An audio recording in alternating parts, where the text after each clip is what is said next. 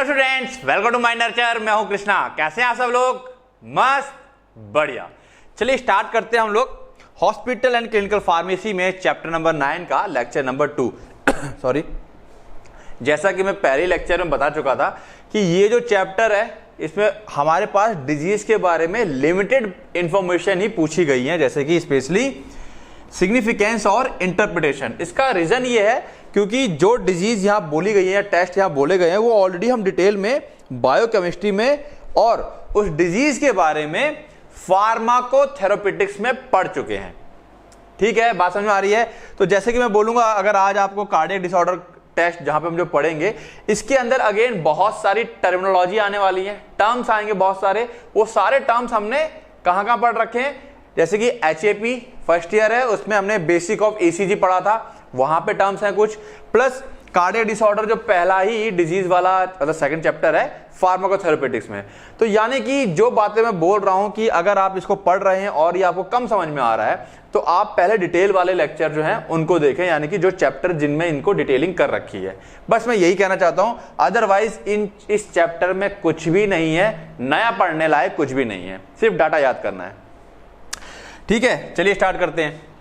तो जैसे कि जो क्वेश्चन आएगा हमारे पास, बेटा ये ध्यान रखना है, यहाँ पे डायरेक्ट क्वेश्चन आएगा, जैसे कि और या अंदर से MCQ आ सकता है कि write down the significance and interpretation. Direct question आ रहे हैं of the test associated with cardiovascular disorder. अब कार्डियोवास्कुलर डिसऑर्डर तो पहले हमें पता होना चाहिए क्या होते हैं क्या नहीं होते हैं, जो कि फार्माकोथेरेपेटिक में डिटेल में पढ़ रखे हैं।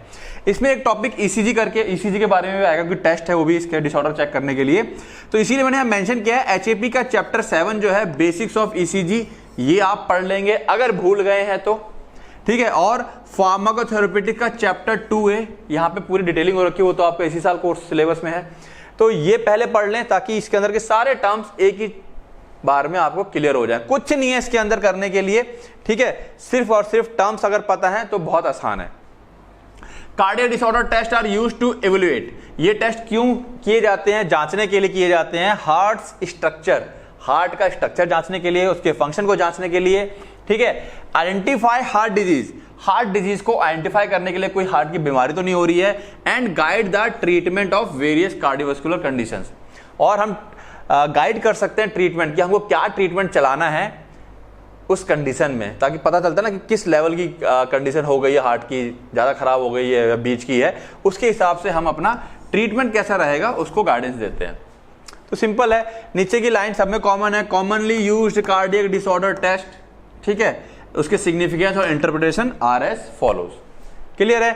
तो सबसे पहले ECG के बारे में हम सबको पता है, लेकिन हमको ये नहीं पता है ECG क्या बताती है, ये तो हमने समझ लिया था, लेकिन अगर ये P की वैल्यू कम हो गई, QRS की वैल्यू डाउन हो गई या उठ गई, या QRS की वैल्यू खत्म हो गई, दिख ही नहीं रही है, उससे क्या निष्कर्ष निकलता है, क्या इंटरप्रिटेशन निकालेंगे। ठीक है, तो वो यहां पे हम सीखेंगे। सिग्निफिकेंस तो कॉमन है, यहां पर क्या रिकॉर्ड होता है? Electrical activity of heart. Heart के फंक्शन में हम लोग समझ चुके हैं, इंपल्स जनरेट होती है जो कि एक इलेक्ट्रिकल कंडक्शन होता है और पूरे हार्ट में फैलता है, जिसकी वजह से हार्ट क्या करता है? धड़कता है, या हार्ट की मसल्स काम करती हैं। अब हार्ट की मसल जो इलेक्ट्रिकल एक्टिविटी है उसको रिकॉर्डिंग इस तरह से होती है उसकी। ठीक है, पूरा फंक्शन हमको पता है कि डायस्टोल है, ये सिस्टोल होता है, फिर रिलैक्स होता है, पूरी कहानी हमने HAP में पढ़ी थी। अब किससे क्या निष्कर्ष निकालेंगे, आओ देखते हैं क्या इंटरप्रिटेशन रहेगा। अगर नॉर्मल ECG है तो normal ECG shows a consistent rhythm, एक समान रिदम, यही ग्राफ बार बार रिपीट होता रहेगा, विद डिस्टिंक्ट P वेव। जो P वेव है वो अलग से दिखाई पड़ेगी, डिस्टिंक्ट अलग। QRS कॉम्प्लेक्स ये अलग से दिखाई पड़ेगा, और T जो वेव है ये अलग से दिखाई पड़ेगा। ये तीन कैरेक्टरिस्टिक्स जो वेव है इसकी, ये बिल्कुल क्लियर कट हमको दिखाई पड़ती हैं। कब? नॉर्मल ECG में। ये रहा उसका एक एग्जांपल। अब अगर हम बात करें एबनॉर्मलिटीज की, ठीक है, अब एबनॉर्मलिटीज में ये लाइन लिखने की जरूरत नहीं है, बट यहाँ पे बार बार ये वर्ड आ रहा है, बच्चे भूल ना जाए, तो वो मैंने इसलिए यहाँ मेंशन कर दिया। फाइब्रिलेशन क्या होता है? फाइब्रिलेशन का मतलब होता है, ये सारे टर्म्स वहां क्लियर कर चुका हूं मैं, फार्माकोथेरेपेटिक जब चैप्टर हम लोगों ने पढ़ा। ठीक है, फाइब्रिलेशन का मतलब होता है रैपिड, इररेगुलर और अनसिंक्रोनाइज्ड। बहुत तेजी से, इररेगुलर, रेगुलर नहीं होती, और अनसिंक्रोनाइज्ड। सिंक्रोनाइज का मतलब क्या होगा? पहले आर्टरियां कांटेक्ट करेंगी, फिर वेंट्रिकल कांटेक्ट करेगा, बट ये अनसिंक्रोनाइज हो गया। पता चला आर्टरिया कॉन्ट्रैक्ट कर रही है, साथ में वेंट्रिकल भी कॉन्ट्रैक्ट करना स्टार्ट कर दिया, अनसिंक्रोनाइज हो जाएगा, तालमेल नहीं रहेगा, ठीक है ना। तो unsynchronised contraction of muscle fibre particularly in the heart, खासकर हार्ट की बात हो रही है। तो आओ देखें किससे क्या मतलब निकलता है। आर्ट्रियल फाइब्रिलेशन, जब आर्ट्रिया की मसल्स जो हैं उनमें फाइब्रिलेशन होना स्टार्ट होगा, ठीक है, आर्ट्रियम में, तो ये characterized by lack of P wave, यानी कि अगर पी वेव दिखना बंद हो रही है या बहुत हल्की रह गई है, ठीक है, तो इसका मतलब आर्ट्रियल फाइब्रिलेशन है। या नैरो क्यूआरएस कॉम्प्लेक्स, ठीक है, ये क्यूआरएस कॉम्प्लेक्स बहुत पतला आ रहा है, इतना थिकनेस नहीं रह रही है, बात समझ में आ रही है। तो यहां से ये इंटरप्रिटेशन निकालना है हमको, ये वहां पे नहीं पढ़ा था हम लोगों ने, ठीक है। विद एन इर्रेगुलर पैटर्न, ठीक है, और विद एन इर्रेगुलर, यानी कि ये पी वेव लगभग गायब हो जाएगी, क्यूआरएस बहुत पतला हो जाएगा, और इर्रेगुलर पैटर्न, बहुत ही बेतुका पैटर्न आएगा, कभी ऐसा, मतलब एक वो पैटर्न भी एक समान नहीं रहेगा, ठीक है ना। आगे जो पैटर्न आता रहता है लगातार वो बहुत ही ज्यादा बेतुका इर्रेगुलर रहेगा, ठीक है। तो ये लाइन चाहो तो यहां से हटा सकते हो, मेन हमें यहां तक था ये। देन वेंट्रिकुलर टैकाइकार्डिया, वेंट्रिकल्स अपना काम तेजी से करना स्टार्ट कर देते हैं, टैकाइकार्डिया होता है ना, मतलब तेजी से धड़कना, हार्ट बीट बढ़ जाना। यहां पर क्या होगा, वाइड क्यूआरएस कॉम्प्लेक्स, जो क्यूआरएस कॉम्प्लेक्स है ये चौड़ा हो जाएगा, तो उससे हमको ये निष्कर्ष निकलना है, ठीक है। वेंट्रिकुलर फाइब्रिलेशन, ये आर्ट्रियल था, अगर वेंट्रिकल्स का फाइब्रिलेशन हो रहा है तो यहां पर एग्जिबिट केओटिक मतलब गड़बड़, इर्रेगुलर और वेरिंग एम्पलीट्यूड, एम्पलीट्यूड मतलब जो हाइट है, वेरिंग मतलब अलग अलग एम्पलीट्यूड होंगी waves without identifiable P QRS और टी वेव, ठीक है। जो एम्पलीट्यूड है ये सबके बदल जाएंगे और विदाउट आइडेंटिफिएबल, हमको ये मिक्सअप हो जाएगा, पी क्यूआरएस ये आपस में मिक्स रहेगी, हम बिल्कुल अलग अलग इनको पहचान नहीं पाएंगे। अगर इस टाइप का ग्राफ आ रहा है तो इसका मतलब वेंट्रिकुलर फाइब्रिलेशन है, क्लियर। कंप्लीट हार्ट ब्लॉक, अगर कंप्लीट हार्ट ब्लॉक हो चुका है तो P R intervals are variable, जो पी से लेकर के ये आर, ये जो इंटरवल है, ये बीच की जो गैपिंग है, टाइमिंग होती है, ये इसकी एक फिक्स टाइमिंग होती है, ये अलग अलग आएगी, कहीं बहुत पतली रहेगी, कहीं बढ़ जाएगी, तो वो अलग अलग आएगी, ठीक है।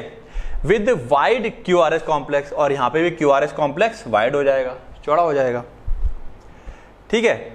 प्रोलॉन्ग क्यूटी इंटरवल बढ़ जाएगा, क्यू से लेकर के जो टी का समय है, जो एक नॉर्मल हमारे पास समय रहता है, अब कितना समय होता है, क्या होता है, ये सारी डिटेलिंग हम लोगों ने एचएपी में कर रखी है, ठीक है ना। ये टाइमिंग इंक्रीज कर जाएगी, तब क्या हमें निष्कर्ष निकालना है या इंटरप्रेट करना है, prolong QT interval on the ECG can indicate N increased risk of serious ventricular arrhythmias. अगर वेंट्रिकुलर एरिथमिया है तो उसमें प्रोलॉन्ग क्यूटी हो जाएगा। एसटी सेगमेंट चेंज हो जाना, एस से लेकर के टी के सेगमेंट में बदलाव आना, उससे क्या निष्कर्ष निकलेगा, एसटी सेगमेंट एलिवेशन और डिप्रेशन, इसका सेगमेंट का बड़ा होना या कम होना, ठीक है ना। Can be seen in some arrhythmias, ये भी कुछ खास तरह की एरिथमियास पाई जाती है हार्ट में, उसमें देखा जाता है, particularly in those related to ischemia और इन्फाक्शन। जो इस्केमिया है, ये इन्फाक्शन जो कंडीशन है हमारे हार्ट की, उस केसेस में, इस्केमिया पता ना क्या होता है, ऑक्सीजन की जो कमी हो जाती है, ठीक है ना। तो ऐसी सिचुएशन में एसटी सेगमेंट में चेंजेस देखे जाते हैं। बेटा ये सारे टर्म, इस्केमिया, इन्फेक्शन, ठीक है, एरिथमिया, ये सब हम लोग वहाँ फार्माकोथेरेपेटिक्स में कवर किए हुए हैं। फिर भी मैं कोशिश करूंगा कुछ टर्म्स जो है वो क्लियर करता चलूं, ठीक है। बाद बाकी अगर यहाँ पे कोई टर्म्स में ज्यादा दिक्कत आ रही है तो आप लोग पहले उसको क्लियर करेंगे वहां पर। चलिए, फिर एक होता है इकोकार्डियोग्राम। ये देखो, इको है, ये इको कहा जाता है, इसको साउंड वेव का इस्तेमाल किया जाता है, और ये इलेक्ट्रोकार्डियोग्राम है, इलेक्ट्रिसिटी वाला है, ठीक है। तो सिग्निफिकेंस क्या है इसका, इलेक्ट्रोकार्डियोग्राम का, सॉरी इकोकार्डियोग्राम का, ये यूज करता है अल्ट्रासाउंड वेव्स, यानी कि यहाँ साउंड का इस्तेमाल होता है। तो देखो ये आपका ना एमसीक्यू क्वेश्चन बन सकता है, वो पूछ लेगा बताओ ईसीजी में क्या चीज इस्तेमाल करते हैं हम, इलेक्ट्रिसिटी का या अल्ट्रासाउंड वेव का, तो या इकोकार्डियोग्राम और इलेक्ट्रोकार्डियोग्राम लिख देगा, तो उसमें क्या चीज का यूज कर रहे हैं, इस टाइप से आपका एमसीक्यू बन जाएगा, ठीक है। तो अल्ट्रासाउंड वेव का यूज करते हैं टू क्रिएट इमेज, क्या क्रिएट कर रहे हैं यहाँ पर, इमेज क्रिएट कर रहे हैं हार्ट की, ऑफ द हार्ट के स्ट्रक्चर और फंक्शन के लिए स्ट्रक्चर की इमेज क्रिएट होती है, तो उससे हमें आइडिया लगता है कि वो काम कैसा कर रहा है, या उसके काम के भी हमको आइडिया लगता है, बीटिंग वगैरह, बीट कैसे कर रहा है, साउंड वगैरह आती है। It provide detail information about the size, shape and movement of the heart chamber, heart के चैम्बर कैसा मूव कर रहे हैं, ठीक है, साइज शेप कैसा है, वाल्व जो है हार्ट के वो कैसे हैं, ब्लड फ्लो हार्ट के अंदर कैसा हो रहा है, आर्टरी से वेंट्रिकल, वेंट्रिकल से बाहर, वो सारी इंफॉर्मेशन हमें इको से मिल जाती है। ठीक है, अब अगर इको हमारा नॉर्मल आया है तो normal heart size, chamber function and proper valve motion हमको दिखाई दे जाएंगे। अब अगर एबनॉर्मल आया है तो ये 3-4 कंडीशन है, जैसे कि लेफ्ट वेंट्रिकुलर हाइपरट्रॉफी, लेफ्ट वाला जो वेंट्रिकल है हार्ट का वो हाइपरट्रॉफी बढ़ जाता है, बढ़ जाता है मतलब थिकनिंग हो जाती है, मोटाई बढ़ जाती है उसकी। Thickening of the left ventricle commonly seen in hypertension और हार्ट फेलियर। तो LFT हमको, LVH हमें कहां देखने को मिलेगा, या तो हाइपरटेंशन वाली कंडीशन, हाइपरटेंशन मतलब हाई बीपी में, या हार्ट फेलियर होने वाली कंडीशन होगी तो वहां पर हमको ये वाली कंडीशन दिख जाएगी। वल्व्यूलर डिफेक्ट, वल्व्यूलर मतलब जो वाल्व हैं उनमें डिफेक्ट आना, जैसे कि सच एज मीट्रल रीगर्गिगेशन, जो मीट्रल वाल्व्स होते हैं लेफ्ट साइड में पाए जाते हैं, ठीक है ना, आर्टरी और वेंट्रिकल के बीच में। डायग्राम याद आ रहा है, डायग्राम याद आ रहा है, बता दो भाई, डायग्राम याद आ रहा है, ये वाल्व्स होते हैं, ठीक है ना। तो जो मीट्रल वाल्व्स होते हैं वो लीक, रीगर्गिगेशन मतलब कह सकते हैं लीक करना स्टार्ट कर देते हैं, प्रॉपर बंद नहीं होते हैं। या फिर एरोटिक स्टेनोसिस, जो एरोटा यहां से निकलता है ऊपर से, जो कि ऐसा होना चाहिए, ये पतला हो जाता है बीच में इस टाइप से, है ना, पतला सा हो जाता है, स्टेनोसिस। और ट्राइकस्पिड वाल्व प्रोलैप्स, या जो ट्राइकस्पिड वाल्व होते हैं जो फाइनली बाहर के लिए ब्लड लेके जाते हैं, ठीक है, वो प्रोलैप्स होते हैं, खराब से होने लगते हैं, उस कंडीशन को हम वल्व्यूलर डिफेक्ट कहते हैं। ठीक है, वो यहां से हमको इको से पता चल जाता है। इजेक्शन फ्रैक्शन, इजेक्शन जो ब्लड बाहर हार्ट ढकेलता है वेंट्रिकल्स के द्वारा, ठीक है ना। A reduced ejection fraction normal is, जो नॉर्मल है वो 55 से 70% है, ठीक है ना। Suggest that failure with reduced ejection fraction, ठीक है, सजेस्ट हार्ट फेलियर, सॉरी, जो EF अगर कम हो गया है, प्रॉपरली ब्लड बाहर पंप नहीं हो रहा है, तो वो क्या सजेस्ट करेगा कि भैया हार्ट फेलियर होने वाला है, और वो भी कैसे होगा, क्योंकि रिड्यूस्ड इजेक्शन फ्रैक्शन है, ठीक है। डायलेटेड और हाइपोट्रोफिक कार्डियोमायोपैथी, वर्ड्स को थोड़ा करेक्टली प्रोनाउंस करेंगे, डायलेटेड मतलब फैला हुआ, या हाइपरट्रोफिक बड़ी हुई, कार्डियोमायोपैथी हार्ट की प्रॉब्लम, ठीक है ना। इनलार्ज या thickened heart chamber, heart chamber, heart के चैम्बर है वो मोटे मोटे हो गए हैं या बढ़ गए हैं, potentially leading to heart failure, जिसकी वजह से हार्ट फेलियर होता है। तो ये सारे डिफेक्ट हमको, अगर हमको ये दिखता है, ये दिखता है, ये दिखता है, ये दिखता है, तो ये सारे हमको इको के अंदर पता चल जाते हैं। अगर ये दिखेगा तो इससे क्या इंटरप्रेट करेंगे, ये दिखाई देगा तो क्या निकलेगा, यही बस हमको यहाँ पे क्वेश्चंस की आंसरिंग करनी है, ठीक है। अब हम बात करते हैं, ये टेस्ट जो थे ECG और इको, ये मशीन के द्वारा हुए इसके लैब में, ठीक है। अब हम लोग लैब में कुछ हार्ट के ब्लड टेस्ट भी होते हैं, जैसे कि कार्डियक बायोमार्कर, कुछ ऐसी चीजें हैं जो ब्लड में सिर्फ और सिर्फ हार्ट की कंडीशन को शो करते हैं। आओ देखें, कार्डियक बायोमार्कर्स आर प्रोटीन्स, ये कुछ खास तरीके की प्रोटीन्स होती हैं जो ब्लड में पाई जाती हैं, ठीक है। Release into the blood when the heart muscle is damage, simple सी बात है, अगर हार्ट मसल डैमेज होंगी तो वो खास तरीके की प्रोटीन ब्लड में रिलीज हो जाती हैं, और फिर हम ब्लड को बाहर, मतलब वही लैब में टेस्ट करके अगर वो प्रोटीन पाई जाती है तो हमको आइडिया लग जाता है कि हाँ हार्ट की मसल्स हमारी डैमेज हो रही हैं, ठीक है।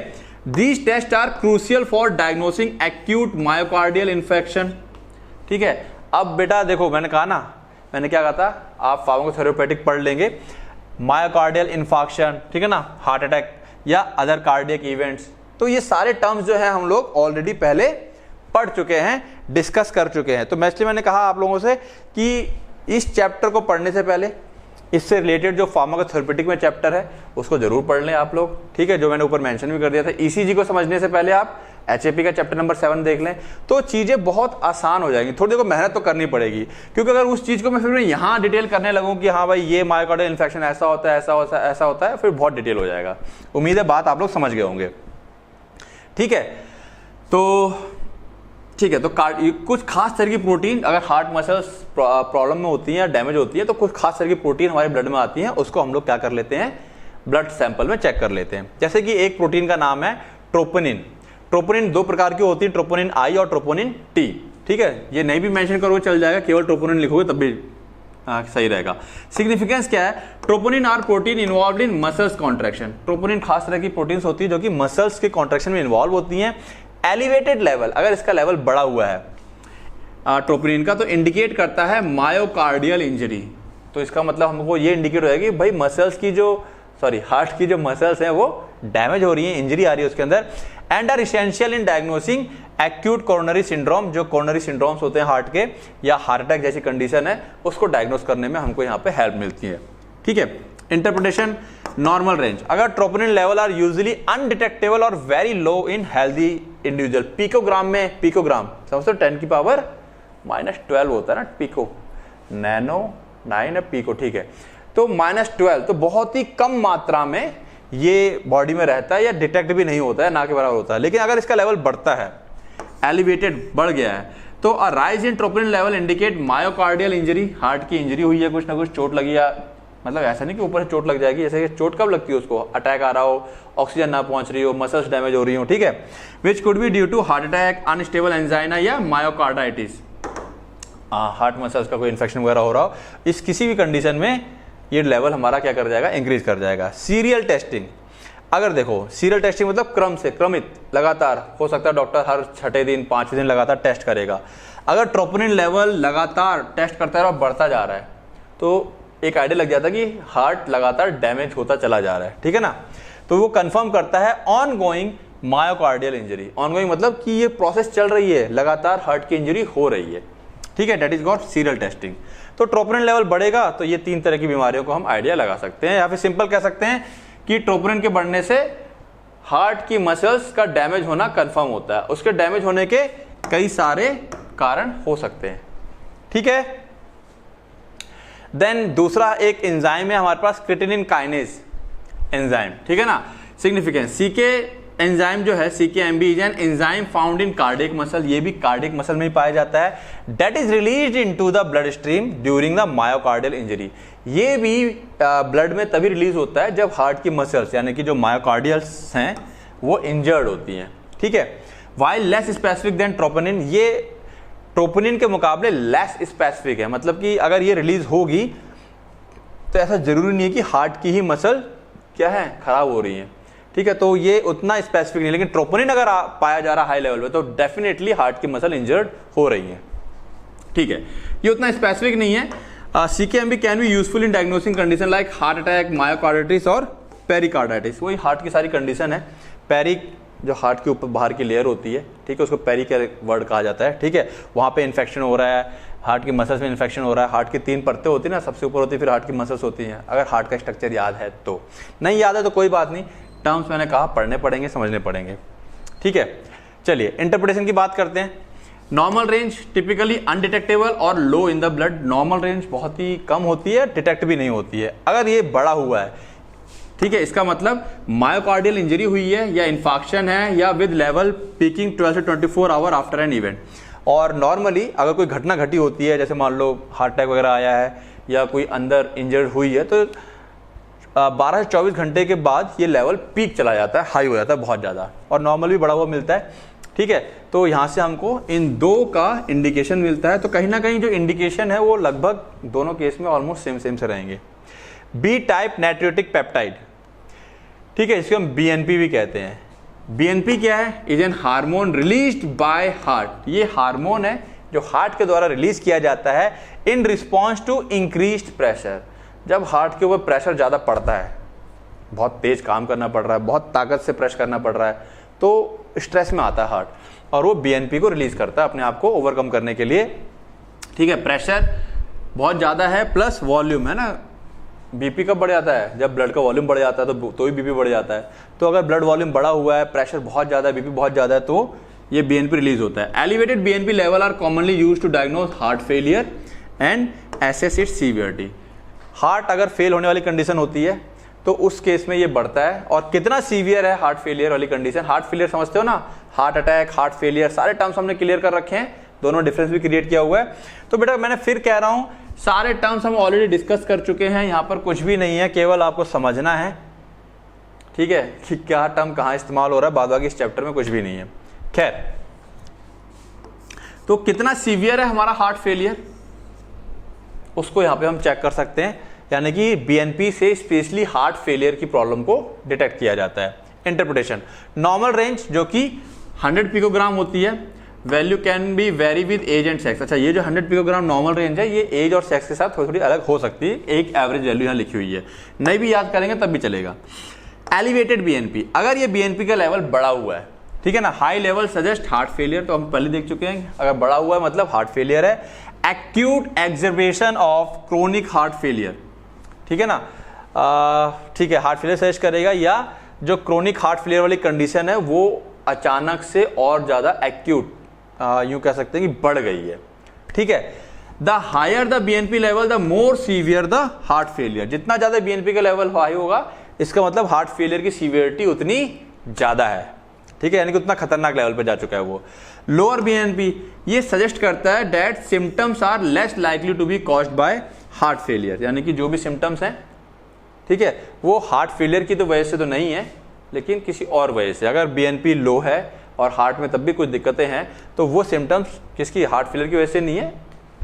हो सकता है कि हार्ट फेलियर वाली कंडीशन बहुत ना के बराबर हो, बट हम मान के चलते हैं कि हार्ट फेलियर वाली कंडीशन नहीं होगी, ठीक है। तो यहां पर आपका ये इंटरप्रिटेशन मेन आएगा, एलिवेटेड वाला, ठीक है। फिर चेस्ट का हमारा एक्सरे भी होता है, चेस्ट एक्सरे क्या सिग्निफिकेंस है? एक्सरे अगेन रिवील करता है, यानी कि बताता है हार्ट के साइज के बारे में, डिटेक्ट एबनॉर्मेलिटीज, कुछ एबनॉर्मेलिटीज हैं जैसे कि फ्लूइड बिल्डअप, हार्ट के आसपास फ्लूइड बिल्डअप हो गया है, fluid buildup in the lungs, है ना, लंग्स के बीच में होता है हार्ट हमारा, which is indicative of heart failure. अगर आप लोगों ने फार्माकोथेरेपेटिक्स पढ़ रखा है तो आप लोगों ने देखा होगा, उसमें हमने एक कंडीशन पढ़ी थी जिसमें हार्ट की प्रॉब्लम की वजह से लंग्स के आसपास पानी इकट्ठा होना स्टार्ट हो जाता है, जो कि हार्ट फेलियर को इंडिकेट करता है, as well as other heart conditions like cardiomegaly, यानी कि हार्ट का साइज का इंक्रीज कर जाना, ठीक है। तो चेस्ट एक्सरे से हमें साइज का पता चलता है और साथ साथ में फ्लूइड जो बिल्डअप होता है लंग्स में उसके बारे में पता चलता है। और लंग्स में अगर फ्लूइड बिल्डअप हो रहा है तो कारण कई सारे होते हैं, आपको टीबी भी हो सकता है, टीबी की वजह से भी फ्लूइड बिल्डअप हो जाता है, बट यहाँ पे क्योंकि हम हार्ट को लेकर चल रहे हैं कि तो हार्ट को ही स्पेसिफिक मान के चलेंगे, मतलब कि यहाँ पर हम ये वाली कंडीशन लेके चल रहे हैं जब फ्लूइड हार्ट फेलियर की वजह से बिल्डअप होता है। तो यहाँ पर ये क्वेश्चन नहीं करना कि सर लंग्स में तो टीबी की वजह से ही बिल्डअप हो जाता, होता है उसकी वजह से भी, बट हम यहाँ पर क्या लेके चल रहे हैं, हार्ट वाली कंडीशन लेके चल रहे हैं। तो लंग्स में फ्लूइड जमा होने के कई सारे कारण हैं, उनमें एक कारण हार्ट फेलियर भी हो सकता है, ठीक है। इंटरप्रिटेशन, नॉर्मल चेस्ट एक्सरे में नॉर्मल साइज आएगा, कोई साइन और सिम्टम नहीं दिखाएगा, कोई फ्लूइड हमको वहां दिखाई नहीं पड़ेगा। एबनॉर्मल में कार्डियोमेगली, या तो हार्ट का साइज बढ़ा हुआ दिखाई पड़ेगा, अगर इनलार्ज हार्ट है, बढ़ा हुआ है, तो वो सजेस्ट करता है हार्ट फेलियर और अदर कार्डियक कंडीशन, या तो हार्ट फेलियर की कंडीशन है या कोई और कंडीशन है। पल्मोनरी एडिमा, पल्मोनरी लंग्स के आसपास स्वेलिंग है, पानी भरा हुआ है, fluid in the lungs which often indicate acute heart failure, acute मतलब जल्दी में ही कुछ ऐसा हुआ है कि हार्ट फेलियर कंडीशन आई है। और severe left sided heart failure या left sided right sided heart failure हमने डिस्टिंग्विश किया था अपना फार्माकोथेरेपेटिक्स में, तो वो चीज बता रहा है लेफ्ट साइडेड, हार्ट का जो लेफ्ट पार्ट होता है वो फेल होने वाली कंडीशन में आ रहा है, ठीक है ना, पल्मोनरी एडिमा का मतलब। तो इंटरप्रिटेशन है, सारे टर्म्स ऑलरेडी डिस्कस्ड हैं, केवल यहां पे आपको याद करना है, ठीक है ना। कोरोनरी एंजियोग्राफी, हम सबको पता है कोरोनरी एंजियोग्राफी क्या होती है, जब हार्ट की आर्टरीज ब्लॉक हो जाती हैं, ठीक है ना, जब हार्ट की आर्टरीज ब्लॉक होती हैं, जो कोरोनरी आर्टरीज होती हैं, तो उसको चेक करने के लिए एक डाई डाली जाती है बॉडी के अंदर, जो डाई हार्ट में जाती है उसको फिर हम एक्सरे से देखते हैं जहां जहां ब्लॉकेज होता है, ठीक है। जैसे मान लो ये नॉर्मल है तो यहाँ डाई जा रही है, डाई दिखाई पड़ती है और अचानक से डाई का रास्ता ऐसे पतला हो गया, फिर बढ़ गया, तो हमको दिख जाता है कि यहाँ पर क्या ब्लॉकेज है, तभी डाई का रास्ता पतला हो गया। हमें केवल डाई का ब्लैक ब्लैक रास्ता दिखाई पड़ता है, बाकी सब व्हाइट होता है, तो जहां पर वो पतला होता है तो हमको दिख जाता है वहां पे ब्लॉकेज है। Coronary angiography involve the injection of contrast dye, contrast dye हालांकि जो हमको दिखाई पड़ेगी into the coronary arteries, coronary artery में वो इंजेक्ट की जाती है। The use of X-ray, X-ray का यूज करते हैं visualise blockage and narrowing due to atherosclerosis, कहां पे ब्लॉकेज है या कहां पे नैरो पतलापन आ गया है एथेरोस्क्लेरोसिस की वजह से, जो प्लेक जम जाता है, अगेन जो हम लोग पढ़ चुके हैं कहां पर, फार्माकोथेरेपेटिक्स में, ठीक है, उसकी वजह से कहीं पे अगर पतलापन हो गया, खून फ्लो नहीं कर पा रहा, तो वो चीज हमको वहां इंडिकेट हो जाती है इस एंजियोग्राफी से। It is used to assess coronary artery disease, CAD, ठीक है, कोरोनरी आर्टरी डिजीज को जांचने के लिए हम लोग इसका इस्तेमाल करते हैं। And determine the extent of blockage, और किस हद तक कितना ब्लॉकेज हो गया है वो हमें यहाँ से पता चल जाता है। इंटरप्रिटेशन, नॉर्मल है तो कोई ब्लॉकेज नहीं होगा, और एबनॉर्मल है तो सिग्निफिकेंट स्टेनोसिस, स्टेनोसिस मतलब होता है पतलापन होना, जो चीज नॉर्मल थी अचानक से पतली हो गई, ठीक है। और ऑक्लूजन, ऑक्लूजन क्या होता है, जो होता है ना ब्लड जो क्लॉट होता है वो टूट करके जाकर के फंस जाता है, ऑक्लूजन को भी हमने डिटेल में पढ़ रखा है, वो ऑक्लूजन होता है जिसकी वजह से हमारी फिर नस जो होती है वो ब्लॉक हो जाती है क्लॉट की वजह से, ठीक है। अब blockage greater than 70% in any artery, किसी भी आर्टरी में जो आर्टरी होती है अगर ब्लॉकेज जो है वो 70% से ज़्यादा है, ठीक है ना, indicate a high risk of heart attack, तो हार्ट अटैक होने के चांस बढ़ जाते हैं। और इस्केमिया, हार्ट अटैक होगा या इस्केमिया, इस्केमिया मतलब ऑक्सीजन की सप्लाई नहीं हो पाएगी प्रॉपर, तो दर्द होगा, एंजाइना वाली सिचुएशन क्रिएट हो जाएगी। And may require intervention like stenting और बाईपास सर्जरी। अब अगर ये कंडीशन आ रही है हार्ट अटैक वाली, ब्लॉकेज हो गया 70% ज़्यादा, तो या तो ये हार्ट अटैक हो सकता है या इस्केमिया हो जाएगा। ऐसी कंडीशन में स्टेंट डाल देते हैं और बाईपास सर्जरी कर देते हैं। तो ये लाइन नहीं भी लिखेंगे तब भी चल जाएगा, हमें सिग्निफिकेंस का पता होना चाहिए। खैर मल्टीपल ब्लॉकेज है तो ऑब्वियसली बात है suggest severe coronary artery disease, तो यहाँ पर मतलब जो डिजीज है वो सीवियर है, कई सारे आर्टरीज ब्लॉक हो चुकी हैं, पोटेंशियली रिक्वायरिंग मोर इन्वेसिव ट्रीटमेंट, यहाँ पे हमें मोर इन्वेसिव मतलब ज़्यादा ही कुछ सर्जरी की जरूरत पड़ती है, तो हम यहाँ से ये आइडिया लगाते हैं। क्लियर है बातें। फिर एक है stress testing, exercise of pharmacological stress, यानी कि जब हम थोड़ी बहुत एक्सरसाइज करते हैं ना, कई बार आपने देखा होगा हार्ट को, जब हार्ट की चेकिंग होती है तो ट्रेडमिल पर चलवाते हैं, फिर थोड़ा दौड़वाते हैं, दर्द होता है तो पता चलता है एंजाइना है कि सांस फूल रही है अचानक से, तो वो स्ट्रेस टेस्टिंग कहलाती है। A stress test assess the heart's response to physical exertion, heart का क्या रिस्पॉन्स है फिजिकल एक्सर्शन, अगर आप फिजिकल एक्टिविटी करते हैं, ठीक है ना, या pharmacological agent that increase heart rate, कोई सब्सटेंस खिलाते हैं, मेडिसिन खिलाते हैं, तो उसकी वजह से हार्ट रेट पे क्या इफेक्ट आता है हम वो चीज़ को चेक करते हैं। It is used to diagnose, again coronary artery disease को चेक करने के लिए होता है, एंड इवैल्यूएट हार्ट फंक्शन को चेक करने के लिए होता है, और एसेस एक्सरसाइज टॉलरेंस, और हम ये पता लगाते हैं कि आप किस हद तक कितनी टफ एक्सरसाइज कर सकते हैं, ठीक है। इंटरप्रिटेशन एक तो नॉर्मल रहेगा तो उसमें क्या रहेगा, सारी चीज़ नॉर्मल आएगी, ईसीजी वगैरह है, ब्लड प्रेशर वगैरह है, ठीक है, कोई सिम्टम्स वगैरह नहीं आएंगे। एबनॉर्मल में क्या रहेगा, जो एसटी सेगमेंट है, याद आ रहा है एसटी,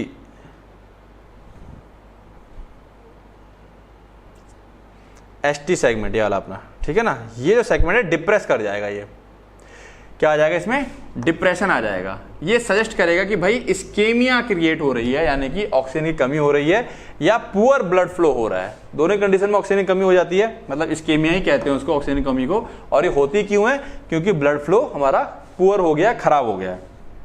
कहां पर, हार्ट में। चेस्ट पेन देखने को मिल सकता है जो इंडिकेट करेगा पॉसिबल मायोकार्डियल इस्केमिया या एंजाइना, ठीक है, या एरिथमिया हमको देखने को मिल सकती है, may be indicative of an underline heart rhythm disorder और इस्केमिया। एरिथमिया में कंडीशन इस्केमिया वाली हो सकती है या कोई और रिदम डिसऑर्डर हो सकता है। तो ये तीन तरह की एबनॉर्मलिटीज को हम लोग कहां से, स्ट्रेस टेस्टिंग से पता लगाते हैं। क्लियर है बातें।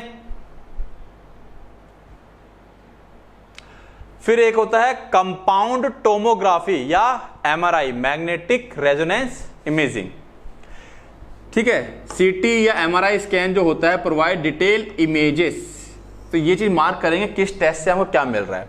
हार्ट की हमें इमेज मिलती है एंड इट्स ब्लड वेसल्स, उसकी ब्लड वेसल्स की भी इमेज मिलती है हार्ट की, ठीक है ना। This imaging technique are used for detecting structural, उसका जो स्ट्रक्चर है हार्ट का, ठीक है ना, किसी बीमारी में जो उसका हार्ट में कोई स्ट्रक्चर में कोई चेंजेस आ रहे हैं, या कोरोनरी आर्टरी डिजीज है, या कंजेनिटल पैदाइशी कोई हार्ट डिफेक्ट है, तो वो हमको यहाँ से सीटी स्कैन या एमआरआई से पता चल जाता है। इंटरप्रिटेशन नॉर्मल है तो सब कुछ नॉर्मल आएगा, ब्लड वेसल वगैरह सब कुछ नॉर्मल है, कोई ब्लॉकेज नहीं दिखाई पड़ेगा, ठीक है, इमेज वगैरह सब नॉर्मल आएगी। लेकिन अगर एबनॉर्मल है तो एबनॉर्मल हमको यहाँ पर प्लेग बिल्डअप, इंडिकेट एथेरोस्क्लेरोसिस और सीएडी, नसों के अंदर जो प्लेग जमा होता है वो यहाँ पे दिख जाता है हमें, जो कि कोरोनरी आर्टरी डिजीज को शो करता है। कार्डियक मासेस और ट्यूमर्स, गांठें, ग्रोथ ऑफ एक्स्ट्रा मास जो दिख जाता है इसके अंदर, सजेस्ट पॉसिबल ट्यूमर और अदर स्ट्रक्चर एबनॉर्मलिटीज, तो वो सजेस्ट करता है कि भाई ट्यूमर वगैरह वाली सिचुएशन आ रही है। एन्यूरिज्म, ये क्या होता है, अ बल्ज और ballooning in the wall of blood vessels, होता क्या है, हार्ट की जो ब्लड वेसल्स है ना उसमें ऐसा गुब्बारा जैसा बन जाता है, या यूं कह लो जैसे ये नॉर्मल हमारा क्या है एरोटा है, तो ये एरोटा ऐसे जगह ना ऐसे फूल जाता है, ऐसा गोल गोल फूल, मतलब स्वेलिंग आ जाती है उसके अंदर, उसको कहते हैं एन्यूरिज्म। ये भी इसके सीटी और एमआरआई के थ्रू हमको डिटेक्ट हो जाती है, पता चल जाती है। ठीक है, क्या होती है एन्यूरिज्म? आइडेंटिफाइज डायलेटेड, फैला हुआ या weekend areas of the heart और ब्लड वेसल्स। हार्ट या ब्लड वेसल का जो वीकेंड एरिया है वहीं पे स्वेलिंग आती है, तो वो हमको यहां से पता चल जाता है। फिर एक है हमारे पास होल्टर मॉनिटर। ठीक है, होल्टर क्या होता है? जैसे ईसीजी होता है। अच्छा, ईसीजी क्या होता है? तुरंत थोड़ी मशीन भारी होती है, तुरंत चेक किया, उस पर्टिकुलर टाइम पर हार्ट की क्या कंडीशन है वो पता चल जाती है। लेकिन कई बार होता क्या है, कई बार होता क्या है, जो हार्ट होता है वो किसी खास टाइम पे गड़बड़ी कर रहा होता है। ठीक है, किसी खास टाइम पे क्या कर रहा है? गड़बड़ी कर रहा होता है, तो वो हमें पता नहीं चल पाता, पता रात को कर रहा है, तो रात उस ऐसी सिचुएशन के लिए होल्टर एक मशीन आती है, परमानेंट, छोटी सी होती है, वो लगा दी जाती है 24 से 48 घंटे के लिए। ठीक है ना। Holter monitor is portable ECG device. Portable मतलब हार्ट से लग जाती है, लगी रहती है, 24 से 48 घंटे लगातार रीडिंग को मॉनिटर करता है। ठीक है, heart electrical activity continuously, heart की जो इलेक्ट्रिकल एक्टिविटी है उनको लगातार मॉनिटर करता है वो।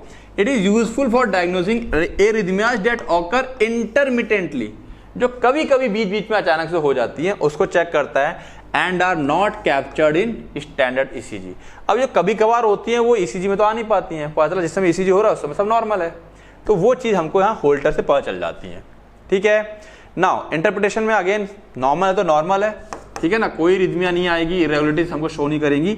बट अगर एबनॉर्मल है तो इंटरमिटेंट एरिथमियाज, कभी कभी बीच बीच में हमको एरिथमिया देखने को मिलेगा, यानी कि रिदम बिगड़ रही है, वो चीज शो हो जाती है। Such as arterial fibrillation, ventricular ectopic beats. Ectopic मतलब जो एक बीट हमारी ये कहां से, ऐसे नोट से हमने क्रिएट होती है, बट यहां पर क्या वेंट्रिकुलर एक्टोपिक बीट, वेंट्रिकल से एक अलग बीट क्रिएट होने लगती है। और pauses in heart rhythm, heart के रिदम में अगर अचानक से बीच में कहीं रुकाव, मतलब थोड़ी देर के लिए, सेकंड्स ऑफ सेकंड के लिए पॉज आता है, तो वो सब हमें यहां से पता चल जाता है। ब्रेडिकार्डिया, टैकिकार्डिया, एबनॉर्मली स्लो और फास्ट हार्ट बीट हो रही है किसी पर्टिकुलर टाइम पर, तो वो भी हमको यहां से पता चल जाता है। क्लियर है बातें? ठीक है, तो ये सारा हार्ट का था। फिर कहूंगा हार्ट के सारे टाइप के टेस्ट, मशीन्स और जो ब्लड टेस्ट कवर हो गए यहाँ पर, इससे एक्स्ट्रा कुछ भी नहीं है। फिर कहूंगा एक चीज पढ़ने जा रहे हैं, अब हम यहाँ फ्लूइड के बारे में पढ़ेंगे, फ्लूइड और इलेक्ट्रोलाइट के बारे में। तो जो फ्लूइड और इलेक्ट्रोलाइट वाला चैप्टर अगर उसको इसके साथ पढ़ लें या पहले पढ़ लें, देखो उसको पहले पढ़ लोगे तो ज्यादा अच्छा रहेगा कि वहां पे डिटेलिंग है सारी, ठीक है ना। और यहाँ पे हम लोग डायरेक्ट क्या पढ़ रहे हैं, अपना रिजल्ट पढ़ रहे हैं, ठीक है। तो उन चैप्टर को पहले पढ़ लेते हो तो फायदे में रहोगे। ओके, चलिए स्टार्ट करते हैं फिर। Fluid and electrolyte balance. तो फ्लूइड यानी कि हमारी बॉडी का वाटर, जो भी है वाटर ही है मतलब, और इलेक्ट्रोलाइट यानी कि उसके अंदर sodium, potassium, chlorine, calcium, magnesium, ये सब चीजें। ओके, तो फ्लूइड और इलेक्ट्रोलाइट बैलेंस इनकी टेस्टिंग होती है। टेस्टिंग कई तरह से हो सकती है। जैसे इलेक्ट्रोलाइट को हम लोग दो तरीके से चेक कर सकते हैं, ब्लड का सैंपल लिया ब्लड में, और यूरिन का सैंपल लेके यूरिन में, दो ही तरीके से इलेक्ट्रोलाइट चेक होंगे। और जो फ्लूइड है उसको हम लोग कितना हम लोग इनपुट ले रहे हैं, कितना हमारा यूरिन आउटपुट जा रहा है, नॉर्मली जो हम लोगों ने बायोकेमिस्ट्री में देखा था, ठीक है। तो मेनली यहाँ पर इलेक्ट्रोलाइट बैलेंस की बात रहेगी, और उसमें अगर इलेक्ट्रोलाइट ज्यादा हो रहे हैं तो क्या प्रॉब्लम है, कम हो रहे हैं तो क्या प्रॉब्लम है। तरीके दो ही हैं, ब्लड सैंपल या यूरिन सैंपल, ठीक है ना। चलिए, fluid and electrolyte balance test are used to assess, ये यूज किए जाते हैं to assess the body's hydration status, body का जो हाइड्रेशन, बॉडी के अंदर कितना पानी है, पानी कम है, ज्यादा है या ठीक है, ठीक है ना। किडनी फंक्शन को चेक करने के लिए, and the balance of various electrolyte, और जो डिफरेंट इलेक्ट्रोलाइट हमारी बॉडी में पाए जाते हैं उनको जांचने के लिए। की टेस्ट, सिग्निफिकेंस, इंटरप्रिटेशन नीचे दे रखे हैं, ठीक है। तो बात करें अगर सीरम इलेक्ट्रोलाइट्स की, तो सीरम यानी कि अब यहाँ बात चल रही है ब्लड की, है ना। इसमें पहला क्या है, सोडियम। सोडियम का सिग्निफिकेंस क्या है, क्यों पाया जाता है? Sodium is the primary extra cellular cation, cell के बाहर पाया जाने वाला, यानी दो सेल के बीच में जो होता है वो कैटाइन है main. Help regulate fluid balance, body के अंदर जो फ्लूइड बैलेंस है कि बॉडी के, है ना, स्वेलिंग ना हो जाए, सेल से बाहर ना आ जाए, सेल के अंदर ज्यादा पानी ना घुस जाए, उसको बैलेंस मेंटेन करता है। बीपी को मेंटेन करता है, हमारा बॉडी का जो ऑस्मोटिक प्रेशर है उसको मेंटेन करता है। It also play role in nerve and muscle functions, nerve conduction में और मसल्स के कॉन्ट्रैक्शन में भी ये हेल्प करता है। नॉर्मल रेंज इसकी 135 से 145 मिलीमोल पर लीटर होती है। इंटरप्रिटेशन, ठीक है, अगर लो सोडियम है तो हाइपोनेट्रोमिया, हाई सोडियम है तो हाइपरनेट्रोमिया, हाइपर, ठीक है ना, नेट्रेमिया, ठीक है। कारण याद कर लेंगे, हाई कब हो जाएगा, सॉरी हाइपो, सोडियम कम कब हो जाएगा, जब हम ज्यादा पानी पिएंगे, एक्सेसिव वाटर इनटेक, या SIADH syndrome of inappropriate anti diuretic hormone. जो एंटी डायूरेटिक हार्मोन है जो कि हमारे यूरिन को कंट्रोल करता है, वो सही से काम नहीं करेगा तो डायूरेसिस हो जाएगी, बहुत ज्यादा लॉस होगा वाटर का, ठीक है। किडनी डिजीज हो जाए या हार्ट फेलियर हो या लिवर डिजीज है, अगर ये सोडियम की वैल्यू ज्यादा लो पाई जाती है बॉडी के अंदर, तो इनमें से कई सारे कारण होने की संभावना रहती है। सिम्टम्स क्या रहेंगे अगर ये कम हो गया तो, कंफ्यूजन, नॉइजिया, हेडेक, सीजर। कंफ्यूजन होती है, नॉइजिया, जी मिचलाएगा, सर में दर्द, दौरे पड़ सकते हैं, ठीक है, सीवियर केसेस में। हाइपर सोडियम हाई हो गया है तो क्या कारण रहेंगे इसका, डिहाइड्रेशन है, पानी की कमी हो गई है, डायबिटीज इंसिपिडस है, ठीक है ना, जो डायबिटीज होता है इसमें बार बार क्या होता है, यूरिन आती रहती है। एक्सेसिव साल्ट इनटेक, ठीक है, एक्सेसिव साल्ट इनटेक, बहुत ज्यादा नमक ले लिया है, और किडनी डिस्फंक्शन या किडनी में प्रॉब्लम आ गया। ओके, सिम्टम्स, प्यास लगेगी, मुंह सूखेगा, चिड़चिड़ापन आएगा, कंफ्यूजन, सीजर, दौरे पड़ सकते हैं सीवियर केसेस में। तो बस इंटरप्रिटेशन निकालना है, हाई और लो से क्या निकलेगा, और सिम्टम्स एक बार को याद रखो ना रखो कोई दिक्कत वाली बात नहीं है, बट इसका कॉजेस क्या रहते हैं वो एक बार याद रख लेंगे आप लोग। पोटेशियम, ये इंट्रासेलुलर कैटाइन है, यानी कि सेल के अंदर पाया जाता है। क्रूशियल, काफी इंपॉर्टेंट होता है फॉर नर्व ट्रांसमिशन, जो सिग्नल ट्रांसमिट होते हैं मसल के कॉन्ट्रैक्शन में और कार्डियक फंक्शन में, हार्ट के फंक्शन के लिए। नॉर्मल रेंज ये 3.5 से 5 मिलीमोल। लो होगा तो उसे हम हाइपोकैलेमिया कहते हैं। अब देखो पोटेशियम है ना, के से कैलेमिया याद कर लेंगे, वो नेट्रेमिया, सोडियम में N आता है उससे नेट्रेमिया याद कर लेंगे।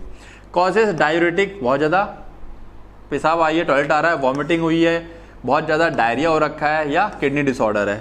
सिम्टम्स क्या दिखाई पड़ेंगे, मसल वीकनेस, मसल्स काफी वीक हो गई हैं, ठीक है। क्रैम्प्स आएंगे, एरिथमिया, हार्ट बीट का रिदम बिगड़ जाएगा, थकान लगेगी बहुत ज्यादा। Hyperkalaemia, high potassium, causes renal failure, अगर हाई हो गया उसका कारण क्या होता है, किडनी प्रॉपर काम नहीं कर रही है। पोटेशियम स्पेयरिंग डायूरेटिक, डायूरेटिक की एक वैरायटी है ड्रग्स की, पोटेशियम स्पेयरिंग, ठीक है ना, तो वो डायूरेटिक अगर हम ज्यादा ले रहे हैं। एसिडोसिस, जो हमारा ब्लड का पीएच है वो एसिडिक हो गया है, या एक्सेसिव पोटेशियम सप्लीमेंटेशन, या बहुत ज्यादा हमने पोटेशियम का सप्लीमेंट ले रहे हैं।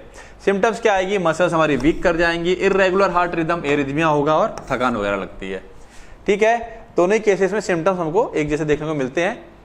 आगे आते हैं, chloride significance, chloride help maintain osmotic balance, ठीक है, ये मेन फंक्शन याद रखेंगे, ये इसका सिग्निफिकेंस रहेगा। Osmotic balance between fluid and is important in acid base regulation, ठीक है ना। फ्लूइड्स, बिटवीन फ्लूइड्स का मतलब क्या हो गया, यानी कि सेल और सेल के बाहर का जो फ्लूइड है, इनके बीच में ऑस्मोटिक बैलेंस को बना के रखता है, ठीक है, और एसिड बेस रेगुलेशन को कंट्रोल करता है, यानी कि जो हमारी बॉडी का एसिडिक जो नेचर है उसको मेंटेन रखेगा, ना कम होने देगा ना ज्यादा होने देता है। नॉर्मल रेंज 98 से 106 मिलीमोल पर लीटर है।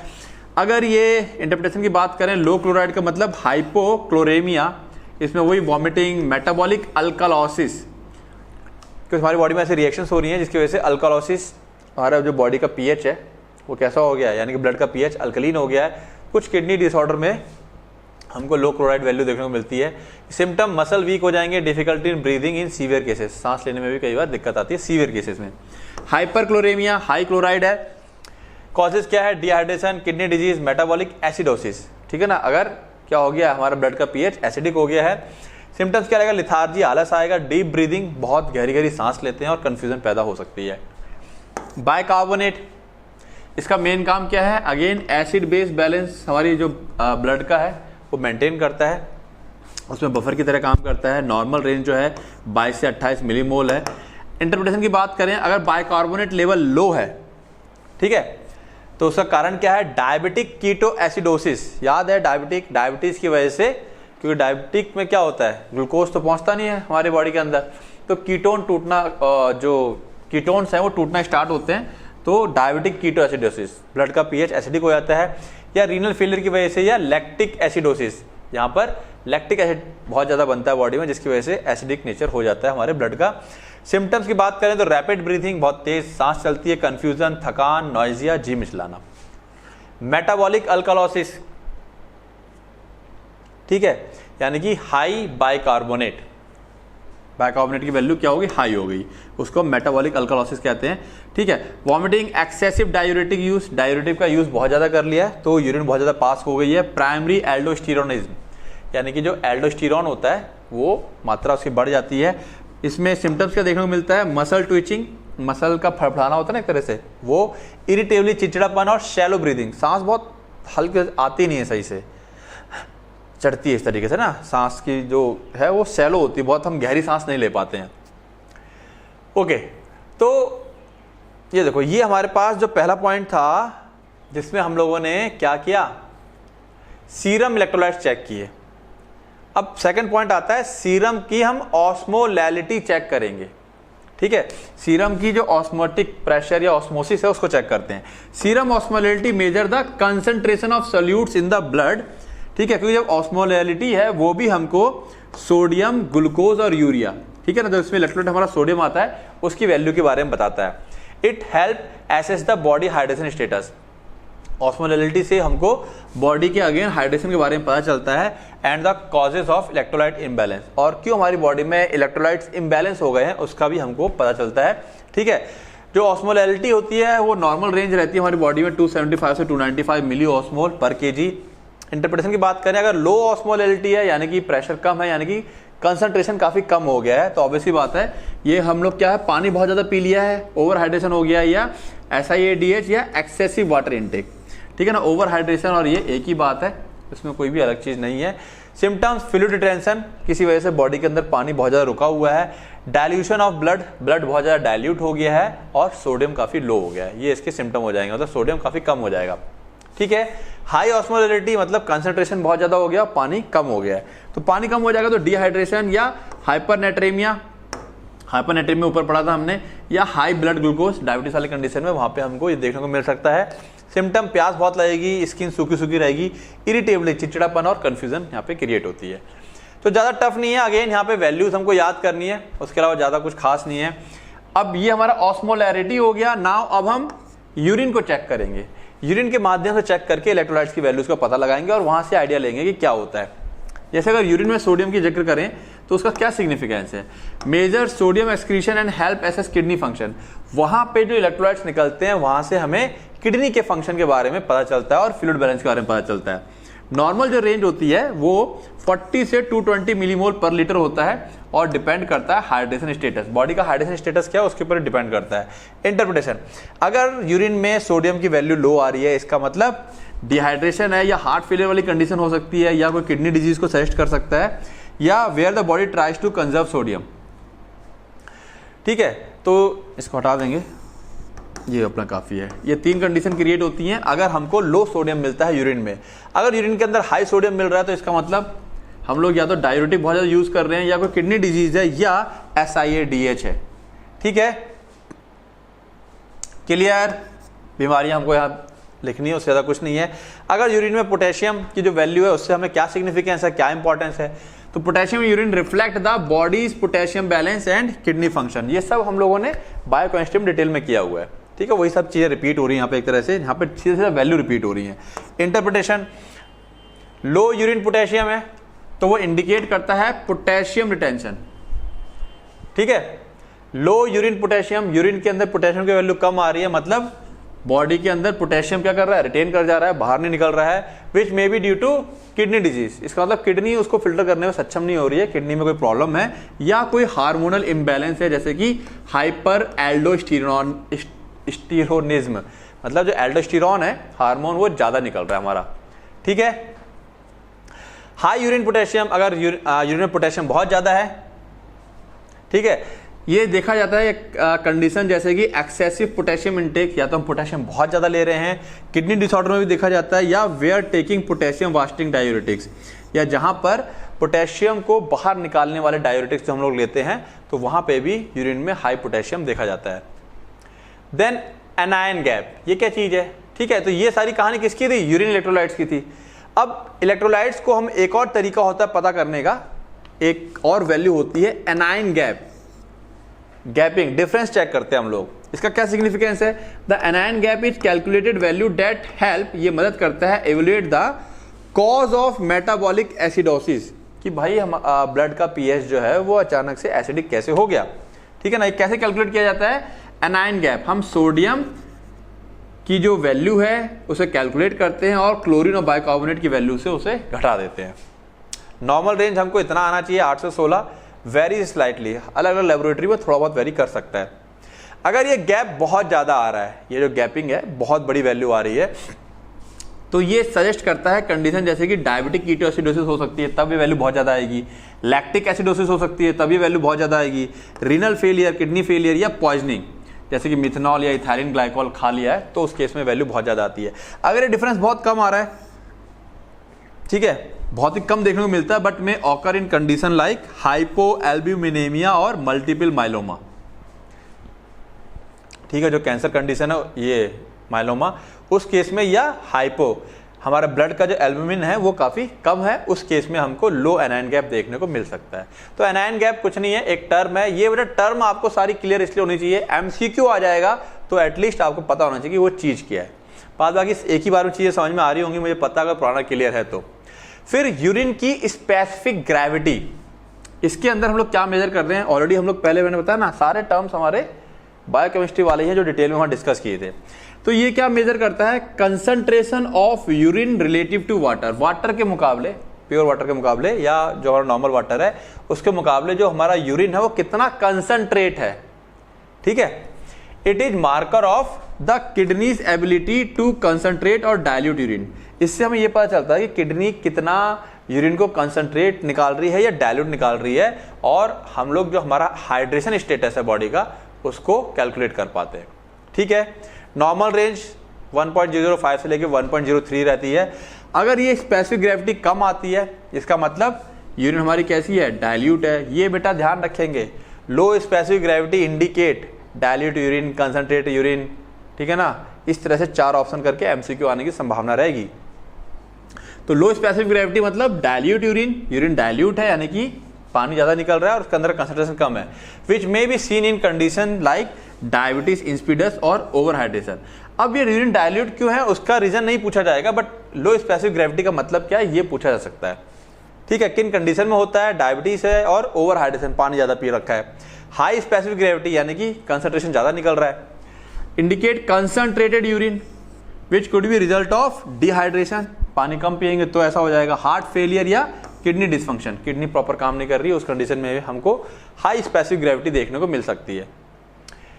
यूरिन की स्पेसिफिक ग्रेविटी में भी हमारे पास क्या है, इलेक्ट्रोलाइट्स ही होते हैं यूरिन के अंदर। अगर बायोकेमिस्ट्री वाला पार्ट पढ़ लिया तो बात समझ में आ रही होगी। नाउ फ्लूइड बैलेंस मॉनिटरिंग, अब फ्लूइड बैलेंस की बात करें, ठीक है, इसका सिग्निफिकेंस क्या है, monitoring intake and output of fluid, ठीक है। हॉस्पिटल में होता है कितना पानी पिया है, कितना यूरिन निकाला है, उसको हम लोग मेजर करते हैं।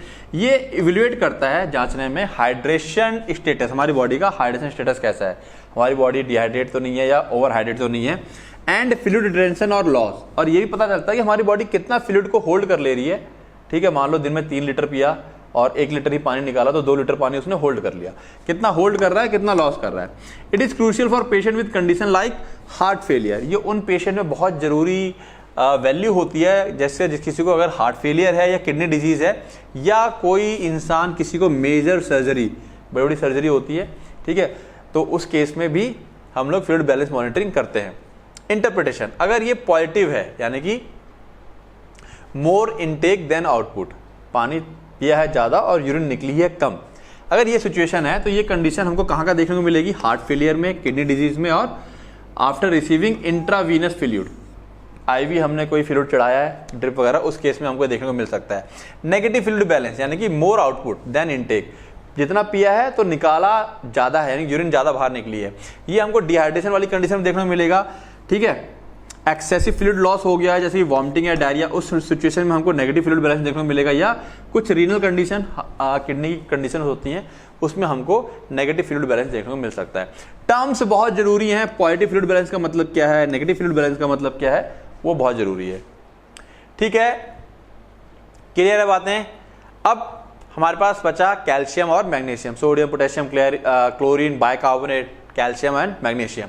सिंपल है, ये भी कुछ नहीं है। Both calcium magnesium are crucial electrolytes involved in muscles function. Calcium और मैग्नीशियम, अगर आप लोगों ने मसल कॉन्ट्रैक्शन पढ़ लिया अच्छे से HAP चैप्टर, HAP में था हमारे पास जब मसल कॉन्ट्रैक्शन, तो वहाँ पे आपने देखा होगा कि कैल्शियम और मैग्नीशियम मेजर रोल प्ले करते हैं मसल कॉन्ट्रैक्शन में, ठीक है ना। नर्व कंडक्शन में भी इनका रोल है, और बोन हेल्थ, बोन में तो होता ही होता है। Imbalances can be seen in kidney disease, इनमें इम्बैलेंसेस, गड़बड़ी कब देखी जाती है, जब किडनी की प्रॉब्लम होती है, ठीक है ना, या कोई एंडोक्राइन डिसऑर्डर है। एंडोक्राइन का मतलब आपका ये हार्मोनल प्रॉब्लम है, या अदर सिस्टेमिक कंडीशन, या कुछ और सिस्टेमिक कंडीशन है तो, ठीक है। क्लियर है बातें। नॉर्मल वैल्यू कैल्शियम की बात करें 8.5 से 10.2 होती है, मैग्नीशियम की 1.7 से 2.2 होती है। चलिए इंटरप्रिटेशन की बात करें अगर हम लोग, तो हाइपोकैल्शियमिया, लो कैल्शियम, कैल्शियम की वैल्यू कम है, can be due to hypoparathyroidism, जो पैराथायरॉयड है हार्मोन हमारे वो कम है, या विटामिन डी की कमी है, या किडनी फेलियर है, उस केस में हमको हाइपोकैल्शियमिया देखने को मिलता है। हाइपर कैल्शियमिया, हाई कैल्शियम, ये देखने को मिलता है हाइपर पैराथायरॉयडिज्म में, ठीक है, जो पैराथायरॉयड एक्टिविटी हमारी ज्यादा है। कैंसर में, या प्रोलॉन्ग्ड इमोबिलिटी, बहुत लंबे समय से हमारा हिलना डुलना नहीं है।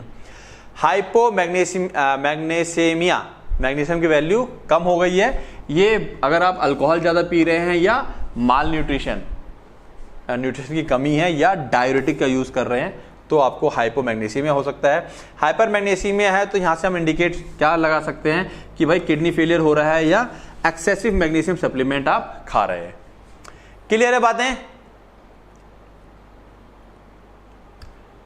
ओके, तो ये हमारे पास इलेक्ट्रोलाइट्स के बारे में बातें खत्म हो जाती हैं, ठीक है। तो जैसा मैंने कहा कि चैप्टर बहुत आसान है, डाटा है सारा, और मेन पॉइंट्स हैं जो कि आप लोगों को याद करने हैं। चलिए last topic, pulmonary function test, ठीक है ना। पल्मोनरी फंक्शन टेस्ट के ऊपर क्वेश्चन आएगा, यानी कि पल्मोनरी मतलब हमको यहां पर अपने लंग्स को टेस्ट करना है, ठीक है, वही कहलाता है पल्मोनरी फंक्शन टेस्ट। तो पल्मोनरी फंक्शन टेस्ट क्या होता है, ये ग्रुप ऑफ टेस्ट होता है used to assess the performance of the lungs. Lungs की परफॉर्मेंस के लिए एक ग्रुप ऑफ टेस्ट होता है, इसमें हम लोग लंग डिजीज को डायग्नोस करते हैं, या मॉनिटर करते हैं डिजीज की प्रोग्रेशन, डिजीज कितनी ठीक हुई है, and evaluate the effect of treatment. Same चीज, ट्रीटमेंट हमारा किस हद तक इफेक्टिव है। तो कुछ की टेस्ट हैं, की फंक्शंस देखे जाके हम लोग। पहला है स्पायरोमेट्री, फूक मारते हैं। Spirometry is the one of the most common pulmonary function test and measures the volume of air. यहाँ पर एयर की वॉल्यूम नापी जाती है, फूक मारते हैं हम लोग, ठीक है। डेट कैन बी इनहेल्ड, ठीक है, और एक्सहेल्ड, छोड़ना बाहर, ठीक है ना, as well as the speed of exhalation, कितनी तेजी से हम सांस को छोड़ सकते हैं। It is primarily used to assess obstructive and restrictive lungs disease. तो लंग्स में हमने सीओपीडी वगैरह पढ़ रखा है फार्माकोथेरेपेटिक्स में। फिलहाल बता दूं, ऑब्स्ट्रक्टिव होता है जब हमारे जो ब्रोंकियाई वगैरह होते हैं, ब्रोंक्यूल्स होते हैं, वो जब ब्लॉक होते हैं, और रेस्ट्रिक्टिव होता है जब लंग्स में हवा भरने की कैपेसिटी या टोटल जो हवा होती है वो कम हो जाती है, अपने अंदर रखने की क्षमता, तो रेस्ट्रिक्टिव कहलाता है, ठीक है। तो ऑब्स्ट्रक्टिव और रेस्ट्रिक्टिव लंग डिजीज होती हैं, उनको चेक करने के लिए किया जाता है। नाउ की मेजरमेंट की बात करें मेन, तो पहला होता है फोर्स्ड वाइटल कैपेसिटी, फोर्स, ताकत से, ठीक है ना। The total amount of air that can B forcibly exhaled after taking a deep breath, लंबी सांस लेने के बाद की ताकत से जो हम हवा निकालते हैं, ठीक है ना। इसका क्या सिग्निफिकेंस है, एफवीसी से हमको यूज करते हैं इसका, assess lung volume that and the ability to exhale air from the lungs. Lungs में कितनी क्षमता है हवा रखने की, और उसकी एबिलिटी कितनी हवा को बाहर निकाल सकता है, ठीक है। फिर आता है फोर्स्ड एक्सपायरेटरी वॉल्यूम इन 1 सेकेंड। फोर्स, ताकत से जो हम हवा को बाहर निकाल रहे हैं, वो शुरुआत का पहला सेकंड में काउंट किया जाता है। तो FeV1 कहा जाता है the volume of air that can B forcibly exhaled, ताकत से हम बाहर निकालते हैं in the first second of exhalation, जब हम सांस छोड़ते हैं उसके पहले सेकंड के लिए हम काउंट करते हैं। क्या सिग्निफिकेंस है इसका, इसका हम लोग यूज करते हैं to measure diagnostic obstructive lung disease and determine their severity, कि कितना ऑब्स्ट्रक्शन है और कितना सीवियर है उसको चेक करते हैं। अब हम लोग इन दोनों का रेशो देखते हैं, जो भी वैल्यू आती है उसका रेशो ले लेते हैं। जो रेशो होता है FE1 का और FEC का, उससे हम लोग एयर फ्लो ऑब्स्ट्रक्शन के बारे में पता लगा पाते हैं कि एयर फ्लो में कितनी बाधा है लंग्स के अंदर, ठीक है। अगर ये वैल्यू रिड्यूस है लेस देन 70% है तो ये सजेस्ट करता है ऑब्स्ट्रक्टिव पैटर्न कि भाई ब्रोंकाइल में ऑब्स्ट्रक्शन है, वो पतले हो गए हैं, नैरो हो गए हैं। Often seen in condition like asthma, chronic bronchitis और एम्फाइसेमा में ये चीज देखने को हमको मिलती है। ठीक है, अस्थमा, ब्रोंकाइटिस, एम्फाइसेमा ऑलरेडी सारे डिजीज डिस्कस कर चुके हैं हम लोग। ठीक है ना, कहाँ डिस्कस की है? फार्माकोथेरेपिटिक्स के अंदर। ठीक है, अब अगर हम, ये तो हो गया हमारे पास कि क्या क्या हम लोगों ने पैरामीटर्स लिए, अगर हम इसका इंटरप्रिटेशन करें तो आओ देखें क्या निकलता है। नॉर्मल रिजल्ट में ये इसका जो रेशियो होता है वो मोर देन 70% होता है। एफईसी की वैल्यू भी नॉर्मल आती है और FeV1 की वैल्यू भी नॉर्मल होती है अकॉर्डिंग एज, सेक्स और हाइट या रेस के हिसाब से। अगर ऑब्स्ट्रक्टिव है पैटर्न, यानी कि लंग्स में अंदर कुछ ऑब्स्ट्रक्शन है हवा के आने जाने के लिए, तो यानी कि इससे वैल्यू अगर कम आती है तो क्या क्या कंडीशन हम लोग कोरिलेट कर सकते हैं? COPD, अस्थमा, ब्रोंकाइटिस और एम्फाइसेमा, सारी डिजीज पड़ी हुई है हमारी। ठीक है, क्या फाइंडिंग आएगी इनके अंदर? FeV1 की वैल्यू कम हो जाएगी, नॉर्मल और slightly reduce FVC and reduce this ratio, हर किसी की वैल्यू हल्की हल्की कम हो जाएगी, जो ऊपर ये हमने 3 वैल्यू देखी है। क्या सिग्निफिकेंस है? जो एयर फ्लो है वो इम्पेयर्ड होगा, फ्लो जो होगा प्रॉपर नहीं होगा। डिफिकल्टी इन एक्सहेलिंग, जब हम एक्सहेल करते हैं तो उसमें डिफिकल्टी आती है, तभी वैल्यू डाउन हो जाएगी। ठीक है, difficulty in exhaling air quickly from the lungs, lungs से तुरंत जो छोड़ते ना, वो हमको छोड़ने में दिक्कत आती है। ठीक है, ओके। इसके साथ साथ ये हमारा ऑब्स्ट्रक्टिव पैटर्न था इंटरप्रिटेशन के अंदर। यहीं पर अगर हम बात करें तो कुछ हमको रेस्ट्रिक्टिव पैटर्न भी देखने को मिलते हैं। अगर पल्मोनरी फाइब्रोसिस हो रखा है, यानी कि थोड़ा सा कठोरपन आ जाता है, सेल्स वगैरह थोड़े से टाइट हो जाते हैं, फाइब्रोस हो जाते हैं, या इंटरस्टिशियल लंग डिजीज है, लंग्स और या लंग्स में जो कहते हैं ना हम लोग, उसके लंग्स और वेसल्स के बीच में कुछ इन्फॉर्मेशन वगैरह हो रहा है, या चेस्ट वॉल डिसऑर्डर है, ठीक है, उनमें भी हमको यहाँ पे वैल्यू कम देखने को मिलती है। इसमें जो रेशो होता है ये हल्का कम होता है, थोड़ा ध्यान देना। इस वाले केस में इसकी वैल्यू काफ़ी कम है, जो FVC है वो हल्का सा कम है, लेकिन रेशो काफ़ी कम होता है। यहाँ पर रेशो हल्का ही कम होता है, FVC की वैल्यू काफ़ी कम हो जाती है, और जो FeV1 होता है वो नॉर्मल भी हो सकता है या इसकी वैल्यू हल्की सी कम हो सकती है। ठीक है, बात समझ में आ रही है? क्या सिग्निफिकेंस है? रिड्यूस लंग्स वॉल्यूम, इसके अंदर हवा जो रहती है टोटल भरने की कैपेसिटी कम हो जाती है। Suggest problem with lungs expansion, यानी कि यहाँ पे हमको समझ में आ रहा है कि लंग्स एक्सपेंड नहीं कर पा रहा, तभी तो हवा, उसका वॉल्यूम कम हो गया ना, तभी तो। ठीक है, ओके, बात समझ में आ रही है? स्पायरोमेट्री, फूक मार के जो हम पता लगाते हैं, देन उसके बाद हमारे पास कुछ जो चीजें टेस्ट करते हैं हम लंग्स के वॉल्यूम को लेकर के। ठीक है, lung volume test measure the different volumes of air in the lungs, lungs के अंदर एयर की अलग अलग वॉल्यूम्स को हम लोग मेजर करते हैं। ठीक है, जैसे कितना हमने अंदर लिया, कितना लंग्स ने बाहर छोड़ा, वो सारी वॉल्यूम को कैलकुलेट किया जाता है एट डिफरेंट स्टेजेस या various stages of breathing cycle. These test are typically perform using body plethysmography और हीलियम डाइल्यूशन। ये प्लेथाइसमोग्राफी क्या होता है? एक तरह का डिवाइस होता है, मुंह पे लगा दिया जाता है, उसका कनेक्शन फिर कुछ सिस्टम से भी होता है, कंप्यूटर से लगा दिया जाता है, फिर वो फूक मारता है, जैसे बोलता है डॉक्टर वैसे वैसे वो काम करता है, रिकॉर्डिंग होती है उसके अंदर। अब इसके अंदर जो मेन मेजरमेंट है कौन से होते हैं? टोटल लंग्स कैपेसिटी, लंग्स की टोटल कैपेसिटी कितनी है, total volume of air in the lungs after a maximal inhalation. ठीक है ना, मैक्सिमल इनहेल करने के बाद लंग्स की टोटल कैपेसिटी कितनी है। क्या सिग्निफिकेंस है इसका? TLC provide an overall measure of lung capacity, यहां से हमें लंग्स की पूरी कैपेसिटी का आइडिया लग जाता है। That and can help identify restrictive और ऑब्स्ट्रक्टिव लंग डिजीज, और इस प्रकार हम लोग रेस्ट्रिक्टिव और ऑब्स्ट्रक्टिव लंग डिजीज के बारे में पता लगा सकते हैं। Residual volume, amount of air left in the lungs after a full exhalation, हम सबको ये बात पता है, पूरी ताकत से हवा बाहर निकाल दें सॉरी, पूरी हवा हमने बाहर निकाली, उसके बाद भी थोड़ी हवा रहती है यहाँ पर लंग्स में, अगर पूरी हवा निकल जाएगी तो डेथ हो जाएगी। तो जो बची हुई कितना भी ताकत से हम सांस को बाहर छोड़ें, कुछ हवा लंग्स में रहती है जो कि आगे सप्लाई का काम करती है, उसको हम कहते हैं रेसिडुअल वॉल्यूम। क्या सिग्निफिकेंस है? An increased RV can indicate obstructive lung disease, अगर हम जो वैल्यू है उतनी वैल्यू को बाहर नहीं निकाल पा रहे हैं, इसका मतलब वो बाहर निकलने में दिक्कत आ रही है ना, फोर्सफुली हम एक्सहेल नहीं कर पा रहे हैं, तो कहीं ना कहीं ऑब्स्ट्रक्टिव लंग डिजीज है, जिसकी वजह से हवा जो है वो अंदर ही ट्रैप होकर रह गई है। ठीक है, अगर आरवी की वैल्यू ज्यादा है। इंस्पायरेटरी रिजर्व वॉल्यूम, इसकी वैल्यू होती है ठीक है, इसकी साइज आई थिंक 1100 ml होती है करके, हर किसी की कुछ ना कुछ वैल्यू होती है, वो वैल्यू के हिसाब से हम कम ज्यादा देखते हैं। Inspiratory reserve volume, the maximum amount of air that can be inhaled after normal tidal breath. ठीक है ना, नॉर्मल हमने सांस ले रहे हैं या नॉर्मल हमने सांस छोड़ी, फिर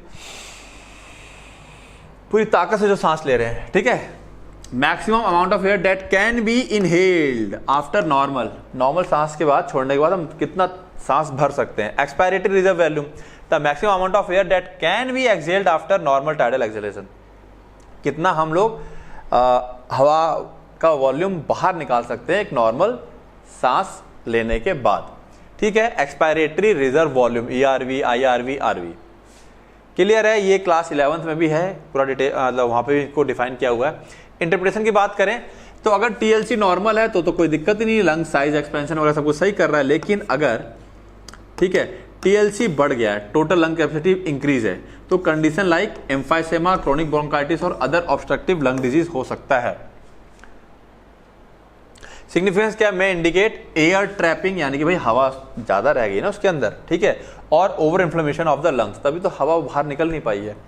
डिक्रीज TLC, पल्मोनरी फाइब्रोसिस, अगर डिक्रीज है मतलब पल्मोनरी फाइब्रोसिस है या सार्कोइडोसिस है या रेस्ट्रिक्टिव लंग डिजीज है। डिजीज के नाम याद करने केवल, क्या सिग्निफिकेंस है, रिड्यूस लंग्स वॉल्यूम, यहाँ पे लंग्स का वॉल्यूम कम हो गया है, जो इंडिकेट करता है डिफिकल्टी इन एक्सपैंडिंग, वो एक्सपैंड नहीं कर पा रहे हैं, तभी TLC की वैल्यू कम हो गई है।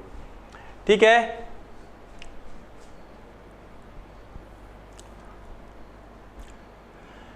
ओके, नेक्स्ट है diffusing capacity of carbon monoxide. यहां पे हम लोग CO की बात कर रहे हैं, carbon monoxide. DLCO measures how effectively gases like oxygen are transferred from the lungs.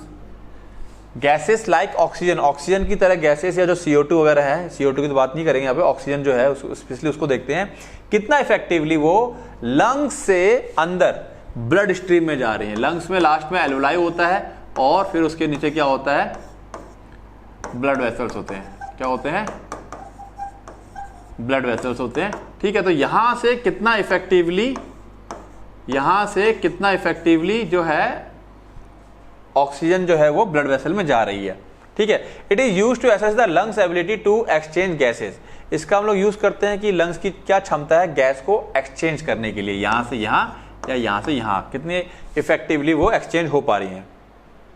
ठीक है, अगर यहाँ पे एक्सचेंज नहीं हो पा रहा है, इसका मतलब यहाँ की जो मेम्ब्रेन है, ठीक है, वो क्या हो गई है, डैमेज हो गई है। ठीक है, it use to assess lungs ability to exchange gases and can help diagnose condition that affect the alveolar capillary membrane. मैंने बताया था यहाँ की मेम्ब्रेन में अगर कोई डैमेज आ गया है तो वो हमको यहाँ से पता चल जाता है।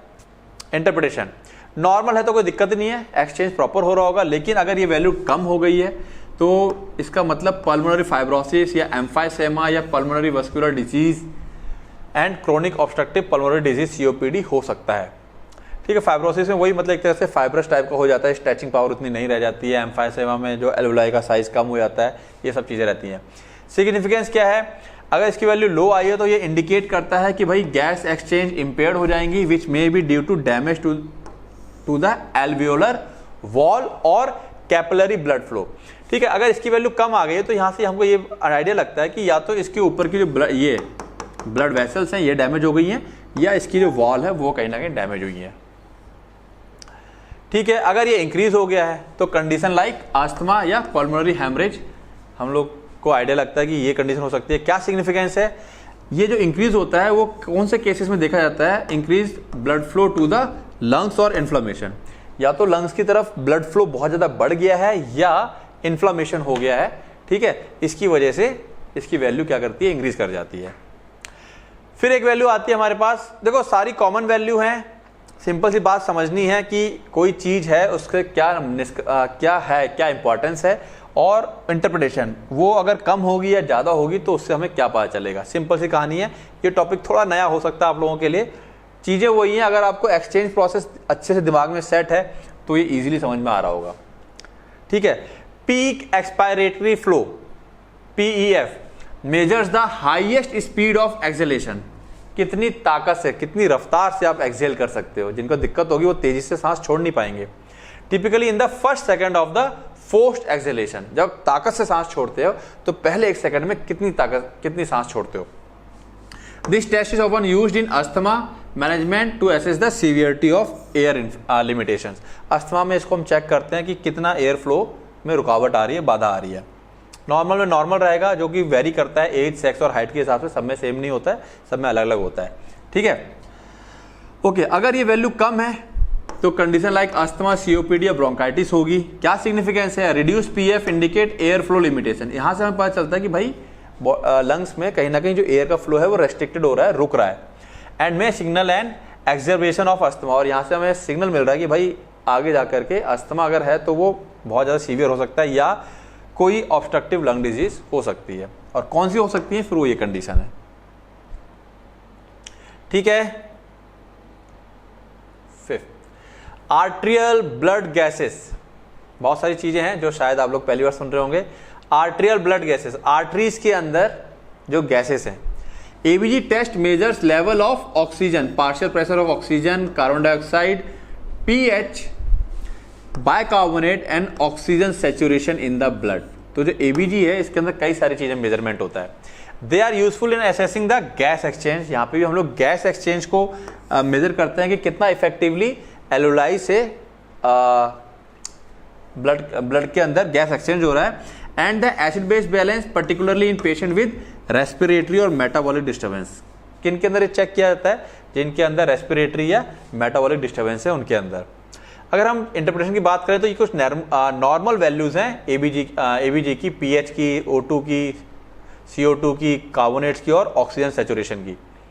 अब यहीं पे अगर ये वैल्यू लो होती है तो इसका मतलब जैसे O2 की वैल्यू कम हो जाए तो हाइपोक्सेमिया यानी कि ऑक्सीजन कम हो गया। क्या कंडीशन है? सीओपीडी, पल्मोनरी फाइब्रोसिस है, निमोनिया है या एक्यूट रेस्पिरेटरी डिस्ट्रेस सिंड्रोम, यानी कि जो लंग्स है वो डिस्ट्रेस हो गया, डिप्रेस हो गया, काम नहीं कर रहा सही से।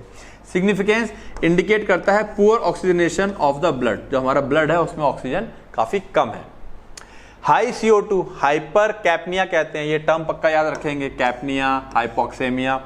इसका मतलब क्या कंडीशन हो सकती है? सीओपीडी, स्लीप एपनिया और वेंटिलेटरी फेलियर। जो वेंटिलेशन है एक तरह से हम कहते हैं जो एक्सचेंज होता है वो प्रॉपर नहीं हो रहा है। सिग्निफिकेंस क्या है? Impaired removal of CO2 from the body, body से CO2 का रिमूवल सही से नहीं हो रहा है। यहां से ये आइडिया लगता है। Often seen in chronic respiratory disease, जब लंग्स की एक क्रोनिक बहुत लंबे समय से बीमारी रहती है तो उसमें हमको ये देखने को मिलता है। ठीक है, लो PaCO2 यानी कि हाइपोकैपनिया, यानी कि यहां पर क्या हो जाएगा? CO2 की वैल्यू बहुत कम है। ऐसा कब होगा? जब हाइपर वेंटिलेशन और अर्ली स्टेजेस ऑफ रेस्पिरेटरी अल्कोलोसिस। अगर अल्कोलोसिस यानी कि जो बेसिक नेचर है ब्लड का वो बहुत ज्यादा है और साथ साथ में हाइपर वेंटिलेशन है, यानी हम कह सकते हैं बहुत फ्रीली क्या हो रहा है? फ्लो हो रहा है, एक्सचेंज हो रहा है। इंडिकेट करता है excessive loss of CO2। Obviously बात है, CO2 है ही नहीं बिल्कुल, तभी वो बहुत ज्यादा उसका प्रेशर डाउन हो गया। विच में ऑकर ड्यूरिंग एंजाइटी, ऐसा कब होता है? जब एंजाइटी होती है या मेटाबॉलिक अल्कलोसिस, ब्लड का पीएच बेसिक की तरफ भाग जाता है थोड़ा सा। क्लियर? तो ये कुछ टर्म्स है हमारे पास। फिर एक हमारे पास टेस्ट है मेथाकोलिन चैलेंज टेस्ट। क्या पता चलता है इससे? The methacholine challenge test is used to diagnose asthma. Asthma को ट्रीट करने के लिए हम लोग ये टेस्ट करते हैं। मेथाकोलिन एक ड्रग होता है डेट कॉजेज ब्रोंको कॉन्स्ट्रिक्शन। ये ब्रोंको कॉन्स्ट्रिक्शन करता है, यानी कि जो ब्रोंकाई वगैरह होता है उनको सुकोड़ देता है। ठीक है, is inhale to see if trigger airway narrowing. उसको इनहेल कराया जाता है और ये चेक किया जाता है कि देखते हैं कितना, अगर क्या जो एयरवेज हैं, ब्रोंकियोल्स हैं, ब्रोंका, या क्या वो सुकुड़ रही हैं, नैरो हो रही हैं, पतली हो रही हैं तो कितनी हो रही है, नहीं हो रही है तो ठीक है। It helps to assess airway hyper activity which is a hallmark of asthma. उसको लेने के बाद कितना हाइपर एक्टिव हुआ, वो कितना उसके अंदर नैरो हुआ, पतला हुआ, उसको चेक करते हैं। अगर ये टेस्ट पॉजिटिव आया यानी कि सिग्निफिकेंट डिक्रीज इन FEV1, कैसे पता चलेगा पतला हो गया है? FEV1 की वैल्यू क्या हो जाएगी? कम हो जाएगी, जो हमने ऊपर देखी थी। आफ्टर इनहेलेशन सजेस्ट अस्थमा और ब्रोंकियल हाइपर एक्टिविटी, जो कि ये सजेस्ट कर देगा कि हाँ भाई अस्थमा वाली कंडीशन है और ब्रोंकियल हाइपर एक्टिविटी है आपको। और ये टेस्ट नेगेटिव है, मतलब no significant decrease in FEV1 indicate the absence of asthma. कुछ अगर इसकी वैल्यू में चेंजेस नहीं आते हैं मतलब आपको अस्थमा नहीं है। सिंपल सा टेस्ट होता है ये। के 6th देन 7th फिर एक है हमारे पास नाइट्रोजन वॉश आउट टेस्ट, बहुत कम रेयर नाम सुने होंगे आप लोगों ने। This test measure the efficiency of the lungs in clearing nitrogen. ठीक है, नाइट्रोजन की जरूरत कोई पड़ती नहीं तो सुना नहीं होगा। क्लियरिंग नाइट्रोजन, नाइट्रोजन भाई नाइट्रोजन तो हमारे आसपास सबसे ज्यादा है ना, हम तो सूंघ रहे हैं ना नाइट्रोजन को अपने साथ, तो भाई जितना नाइट्रोजन जितना जाएगा उतना बाहर भी निकलना चाहिए, हाइड्रोजन जितना जाएगा उतना बाहर भी निकलना चाहिए। तो ये जितने भी एक्स्ट्रा गैसेस हैं वो बॉडी के अंदर जाएं, जितनी जाए उतनी बाहर निकल जाएं, ठीक है ना, अगर जाके रह जाएंगे तो दिक्कत करेंगी। ठीक है, तो यहां पे हम चेक करते हैं नाइट्रोजन की क्लियरिंग को from the lungs and can be used to assess the presence of ventilation defect. ठीक है, वेंटिलेशन डिफेक्ट क्या होते हैं उसको डिफाइन करूंगा ये मैं। तो वेंटिलेशन डिफेक्ट मतलब एक तरह से प्रॉपर एक्सचेंज ना होना और unequal distribution of air flow, इसको चेक करने के लिए हम लोग नाइट्रोजन की क्लियरिंग टेस्ट करते हैं। अब ये वेंटिलेशन डिफेक्ट क्या है ये समझ लो, क्योंकि इसमें दिक्कत आएगी, ये पीछे कहीं पढ़ा नहीं है। Refer to areas in the lungs where air flow is impaired और ब्लॉक्ड। लंग्स में कुछ एरिया ऐसे होते हैं जहां पर एयर जो है ब्लॉक हो जाती है, वो आगे एक्सचेंज नहीं हो पा रही है। ठीक है, लीडिंग टू रिड्यूस्ड और एब्सेंट गैस एक्सचेंज, तो उन एरियाज में गैसेस एक्सचेंज नहीं हो पाता है, सिंपल सी कहानी है। These defects can manifest as various forms of obstruction. ये जो डिफेक्ट होता है ये कई तरह के ऑब्स्ट्रक्शन होते हैं, जैसे कि म्यूकस, या तो कहीं म्यूकस बिल्डअप हो गया है ना, या एयरवे हमारे पतले हो गए हैं, या कहीं का टिश्यू डैमेज हो सकता है, causing uneven distribution of ventilation. तो जो वेंटिलेशन डिफेक्ट है वो हर जगह एक जैसा नहीं हो सकता है एक ही टाइम पे कई सारी प्रॉब्लम हो, म्यूकस बिल्डअप हो गया हो जगह जगह पर, या ये पतले हो गए या टिश्यू डैमेज हो गए हो, तो कई सारे कारण हो सकते हैं कि लंग्स में कहाँ पर क्या प्रॉब्लम है, उसी हिसाब से वेंटिलेशन डिफेक्ट क्रिएट हुआ होगा। इंटरप्रिटेशन, नॉर्मल टेस्ट है तो कोई दिक्कत नहीं है, नाइट्रोजन इजीली एफिशिएंट अच्छे तरीके से वॉश आउट हो रही होगी। और abnormal test suggest unequal ventilation, यानी कि वेंटिलेशन प्रॉपर नहीं है, सच कंडीशन लाइक एम्फाइसेमा और अस्थमा, ये एम्फाइसेमा और अस्थमा में देखने को मिलती है। क्लियर है? ओके, तो ये चैप्टर भी खत्म। तो अगेन मैं फिर से कहूंगा, इस चैप्टर को अगर यहां तक पढ़ लिया है, देख लिया है, तो फिर से कहूंगा कि इसके साथ साथ इसके लिंकअप वाले चैप्टर जो फार्माकोथेरेप्यूटिक्स में है, और कुछ टॉपिक्स जो अगर डिटेल टॉपिक जैसे कि एचएपी में कवर हैं, तो उनको अगर टाइम है तो जरूर देखें, फिर फार्माकोथेरेप्यूटिक पे आए, या बायोकेमिस्ट्री में टॉपिक है तो वहां आए, और फिर इस वाले टॉपिक पे आए। बहुत अच्छी अंडरस्टैंडिंग हो जाएगी, बहुत अच्छी क्लैरिटी रहेगी। ये सब चीजें कंबाइंड फॉर्म में हम लोग जब एग्जिट एग्जाम की तैयारी करेंगे तब वहां पर इसको कंबाइंड ही पढ़ेंगे। ठीक है, तो बाद बाकी आपको पता ही है, नोट्स का लिंक कहाँ मिलेगा, कोई प्रॉब्लम है तो मुझे कॉल कर लें, व्हाट्सएप कर लें। बाद बाकी सबसे जरूरी चीज जो है, पढ़ना है, रिवाइज करना है और पढ़ते रहना है। Okay, all the best.